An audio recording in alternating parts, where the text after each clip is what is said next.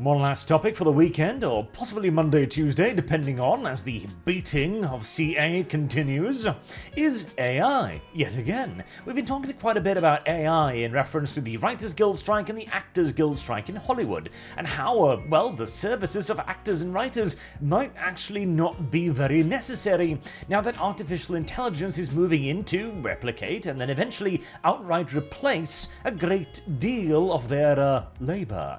Now, one thing we haven't really addressed is the legality of this. AI-generated art cannot receive copyright, US court says. Now, this article headline is a pinch misleading because it isn't saying that AI art cannot be copyrighted, it is that purely AI-generated art cannot be copyrighted. So the cases that they are citing here is, for example, one person who created an AI piece of art and then said that that was all. They put the prompt into the AI and then boom, there's the picture, donezo. Okay, that cannot be copyrighted, which fair enough, because the thing about copyright is it needs a copyright holder. It needs some form of human authorship to exist. Essentially, you need to be able to attribute this thing to somebody who will then be able to own that thing, which is, again, fair enough, because you've got to have a human at the end of it, otherwise, what's stopping your computer from copyrighting stuff? You need a human element of this. But these were, of course, works made pretty much purely by the AI. A work of art created by artificial intelligence without any human input cannot be copyrighted in the US law. A US court in Washington, D.C. has ruled, and this is a federal one, so it's fairly high up there, albeit not the highest in the land, of course. But this is not what the companies want to do, because purely AI-generated art is always going to have a lot of flaws. You could see that in my AI versus artist video with April O'Neil. I am planning a couple more of those, by the way, so look out for those. But it's going to have flaws, lots of flaws, in fact. April is going to have extra fingers, she's going to be missing a few, she's going to have an extra arm here and there, she's going to be given a dog nose for some reason, etc., etc. What the companies want is to take the key core components of their actors, say for example somebody's acting style, like they want to scan their face, their behavioral patterns, for example, or even a writing style. They want to program that into an AI and then generate an output, which will then undoubtedly be added to, reiterated, and finally finished up by artists and writers. Usually probably at a considerably lesser sum than if they were to create the entire piece. That is what Hollywood wants. Hollywood wants, and their studios in general, want to have a program that creates a thing, so that they tell it, okay, write me The Lord of the Rings, and the program will pump out 1,000 Lord of the Rings, which then need to be read through, and okay, there's a section here about monkeys playing pool, we probably don't need that, throw that in the trash bin, but there's one here about a giant battle against the orcs in the shade, that sounds pretty cool, and 300 Gondorians standing against the invading hordes or something. That sounds plausible, let's put that in. And then once you've taken out the best bits of 1,000 scripts, you can then maybe run those through the AI again to try and come up with a bit more of a coherent storyline.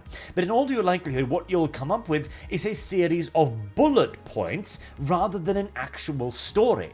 Then you will hire one of the 5 writers who still have a job in Hollywood to rewrite this into a coherent whole, and there you go, there's your script.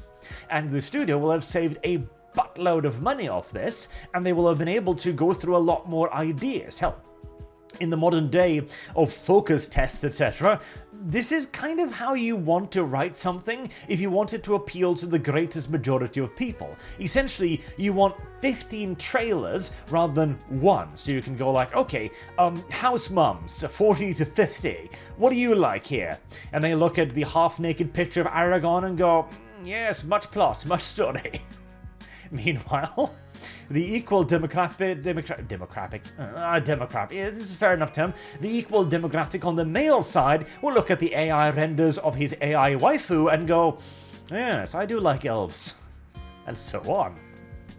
The same will also go for AI art as well. Those who are clever will understand that AI art generated purely by the AI cannot be copyrighted because again, you didn't create it. Now you can argue that the prompts themselves and the process of creating something is part of the human process, the creative process, and there's an argument to be made there, even though it has here been rejected, as he did mention that the AI was part of the creative process. So you start out with an idea, then you add a prompt, it's not quite right, so you add to it, but at the end of the day, the final product is still then an AI product. But all you really need to do to make it a human product is to go, okay, well, the AI gave me the sketch, and then I repainted this here, and I repainted that, and I added this here, and I transformed the product into a work of human art. Now, the complicated part there is, what point does this matter?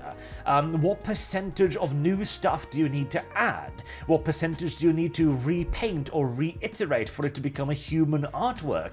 And that is going to be probably on a case-by-case basis until some form of a generalized guideline is established, because with a lot of this is about the feel of it. The how do I put it? Like, you know it when you see it, don't you? It's one of those things. Like, I think Sargon gave a wonderful example of this on one of the MechWarrior streams. Like, when does a pile of sand become a pile? 1 grain, 2 grains, 3 grains? And it's impossible to define it precisely, but you know it when you see it. Same thing is going to probably be applied to AI artwork. And for the majority of this, it's going to skate right underneath the radar. Once the companies figure out how to make their own AIs to make whatever they want to make, it'll simply be considered industry standard. Indeed, this is one of the main defenses that companies like Google and Facebook use when they unilaterally ban someone against their freedom of speech. They say, industry standard. It'll be the main defense if ever end-user license agreements go to court as well. The companies will say, industry standard. Because if something has been accepted by the majority of the industry, then it must be normal, right? And if it must be normal, then surely it must be okay, right?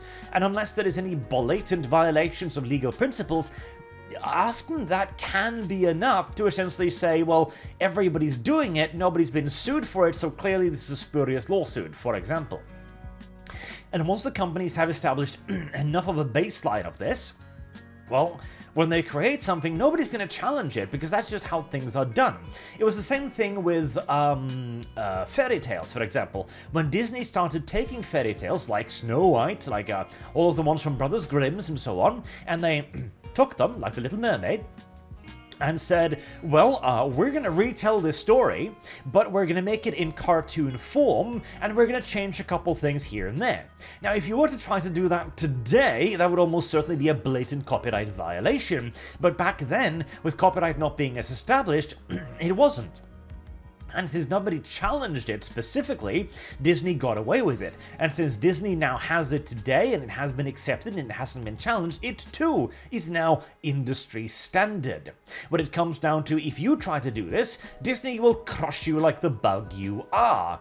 But when Disney does it and you try to challenge Disney, again, they will crush you like the bug you are. Essentially, it'll come to a point where the companies can use it, but you can't. That is the unfortunate reality of the situation, unless we manage to properly codify what AI creativity is. Because the ideal outcome for everyone, us specifically, is that AI becomes simply a tool, like Photoshop. No one would ever go to an artist and go like, you can't have copyright over this. Well, why? Well, because you used Photoshop to create it. Obviously not. We need to arrive at the point where the AI can be recognized as a tool, and you then can be able to document the creative process, in essence, and then claim a copyright over it, because that is the end goal. This is the end goal that will allow anyone to create whatever they want and have the legal protections afforded to everybody else. But, of course, there also does need to be a limit there, due to the amount of shit you can create with AI. See, with Photoshop, you can create whatever you damn want if you're good enough, but it's going to take you time and investment, and you can't simply pump out an endless number of pieces. With AI, however, you could theoretically just go like, okay, concept, A, B, C, etc. Make 10,000 variations of that, and then 5 days later, you've got like 30,000 artworks covering a certain idea that you then copyright and go, well, this is mine now. I own 30,000 variants of Snow White, and if you use any one of those, I'm going to sue you. You can see the problem pretty damn quickly there. It's going to be genuinely rather difficult to figure it out, but honestly, it is also going to need an entire shakeup of the entire copyright system, which simply is no longer fit for purpose. It is going to probably require an entire shakeup of the idea of digital ownership in reality, the idea of licenses, etc., and even the idea of how you own the AI art. As a lot of the AI-generated sites say stuff like, oh, you can use it commercially, but if you don't pay the license, we totally don't give you the rights to do so. Which is nonsense, because the moment you've generated it, if it can indeed be copyrighted and it is indeed yours, well, it's yours at that point. That's again one of the issues. This is going to be a massive legalistic minefield, but I've seen a lot of people just say that, oh, this sinks the industry's hope to use AI. No, it doesn't affect it in the slightest, in fact, because this is not how the industry ever planned on using AI. Nevertheless, it's going to be damnably interesting, and as you can already tell, with the strike continuing and the studios not bothering to talk with them, they're not particularly worried just yet. Anyways, until next time, I've been Arch, thank you all very much for listening, and I do hope to see you all again soon. Till then, have a good day.